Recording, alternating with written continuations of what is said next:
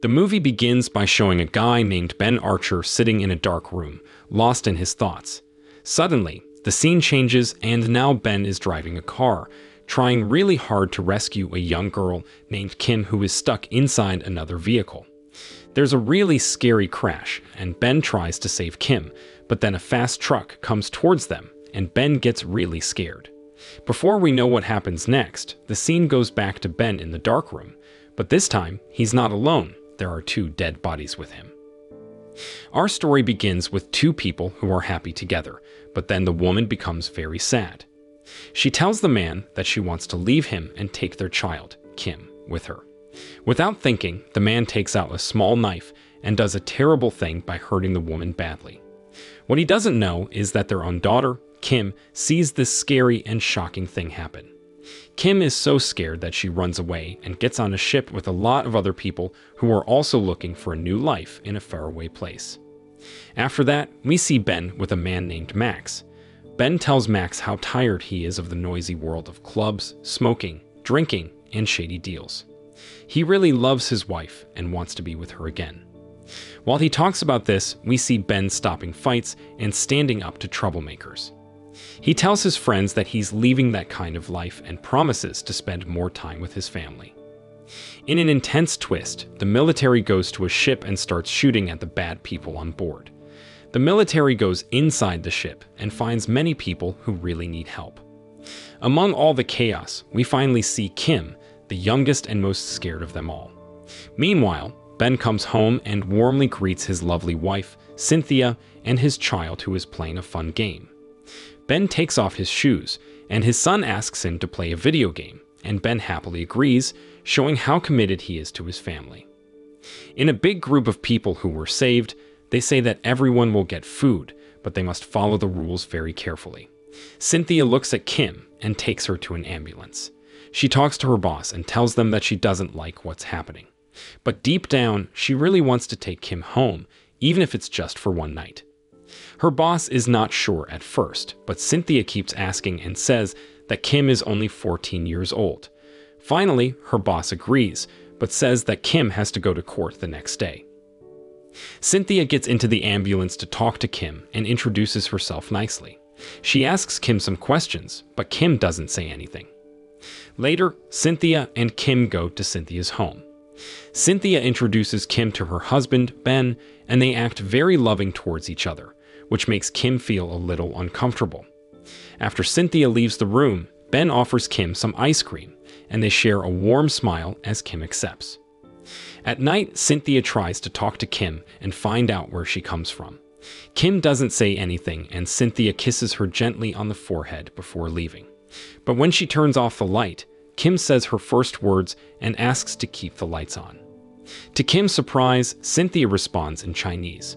When Cynthia leaves the room, she and Ben have a private moment, and you can see how much they love each other.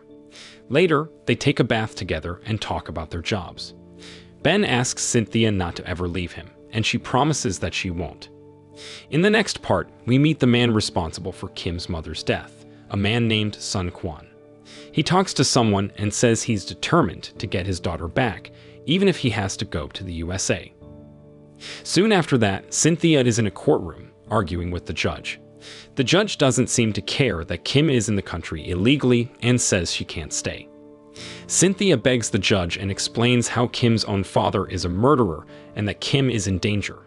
The judge reluctantly agrees to give them one more week to prove that Kim is in danger.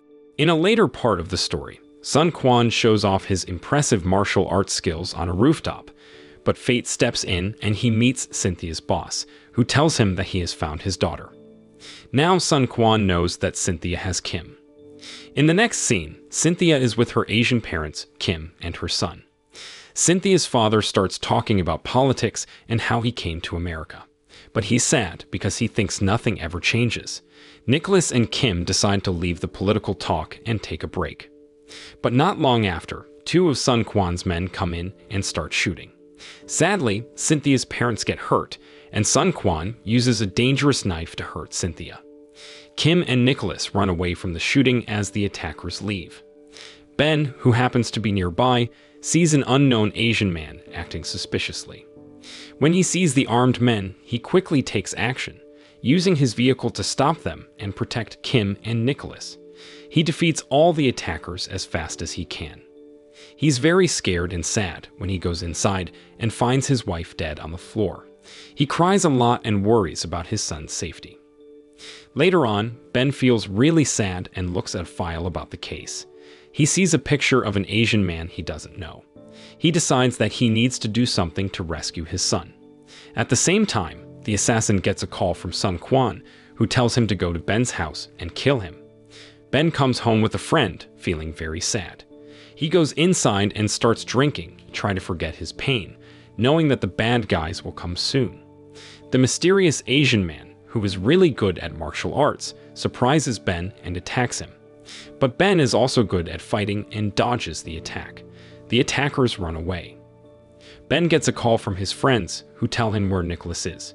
He goes there quickly and checks on his sleeping son. But when he talks to Kim, he asks her a lot of questions and seems a bit harsh. Kim gets really upset and tries to help.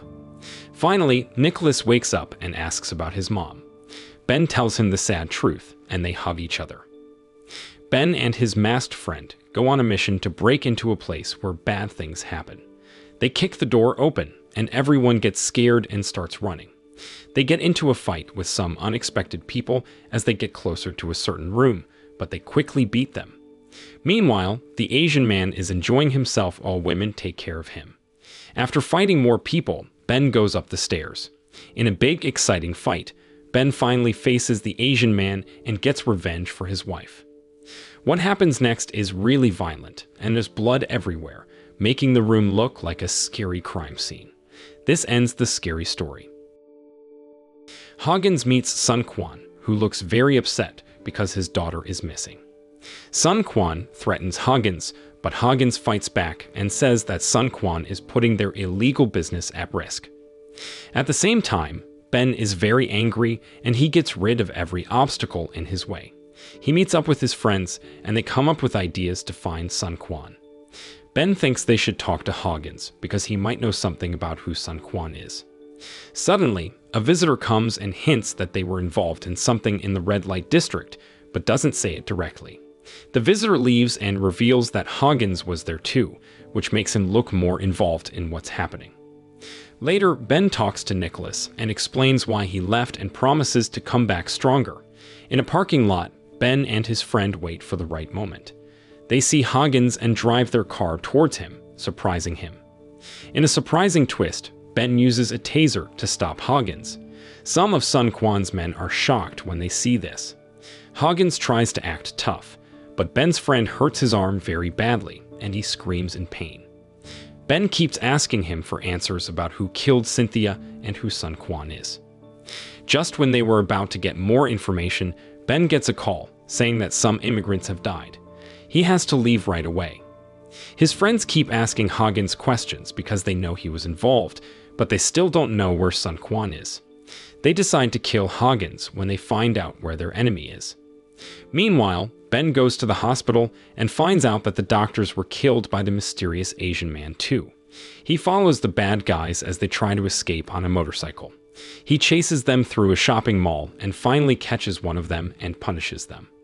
While Ben is driving, he remembers happy times with his wife and son, but his peace is broken when he sees Sun Quan's men taking Kim and Nicholas. Ben is determined to save them, and another chase starts. His friend is really sad when he realizes that the kidnappers, who also killed their friends, have taken his son and Kim. Now, we see Ben chasing after the bad guys on a busy highway. They have Kim and Nicholas with them. Ben shoots at them, and there's a big chaotic fight as the cars crash into each other. We realize that this is the same intense scene we saw at the beginning of the story. Ben manages to stop the bad guy's car, but when he tries to save Kim, a scary truck comes towards them. Thankfully, he pulls Kim into his car just in time, narrowly avoiding the danger. In a dark hiding place, Sun Quan gets a call telling him that Kim escaped, but they still have Nicholas. He tells his friend to take the boy to their hiding spot where they will meet. When Ben comes home, he sees his friends, and they all look very sad. There's a heavy silence in the room as Ben smokes a cigarette and looks out at the city. He feels very weighed down by all the things he lost. Ben's friend offers to go with him, but Ben is unsure because he's been hurt in the past. He doesn't want to lose anyone else, but eventually he agrees to let his friend come along. Kim is worried about Nicholas and can't sleep. Ben promises to bring Nicholas back no matter what, but before Kim leaves, Ben tells her the painful truth that Sun Quan is her father.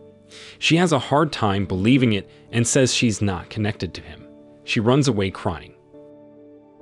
Ben decides to let his friend come with him because he wants to protect him. As they get closer to where they are going, Nicholas is all alone and doesn't know the danger coming. Sun Quan comes to him with a scary knife. Ben and Kim arrive in a car, and his friend comes by boat. There are a lot of Sun Quan's men there, and they have Nicholas. Ben talks to his friend to make sure everything is ready, and when he gets a yes, he thanks his friend for helping him. The bad guys put Nicholas in a room and lock the door before they leave. Ben gives his jacket to Kim and tells her to call the police if he doesn't come back in 20 minutes. He hugs her and goes into the unknown. With strong determination, Ben speeds up his car as fast as it can go, causing a big explosion that sets the tone for a very intense fight. He quickly starts shooting and gets rid of the bad guys one by one. He sees Sun Quan through a window, holding Nicholas with a knife at the boy's throat. Ben doesn't stop and keeps moving closer to the big man. His friend quietly climbs up the ship, getting rid of any bad guys he sees along the way. Together, they get rid of all the bad guys, taking them out one by one. During the intense fight, one of the Asian attackers cuts Tony's forehead, and his vision gets blurry because of the blood. But Tony keeps fighting bravely, even though he gets stabbed many times. In the middle of the tough fight, Tony finds a hidden knife on his leg and uses it to stab his opponent in the belly. During the big fight, Ben finally faces Sun Quan, and you can feel the tension as they look at each other. Sun Quan has a gun pointed at Nicholas, and Ben gets his own weapon ready. It's a very intense moment, and they both show their strong fighting skills. They shoot at each other, and both get hurt badly. Nicholas cries out when he sees Ben fall to the ground, and Sun Quan also falls, bleeding from his chest, next to him.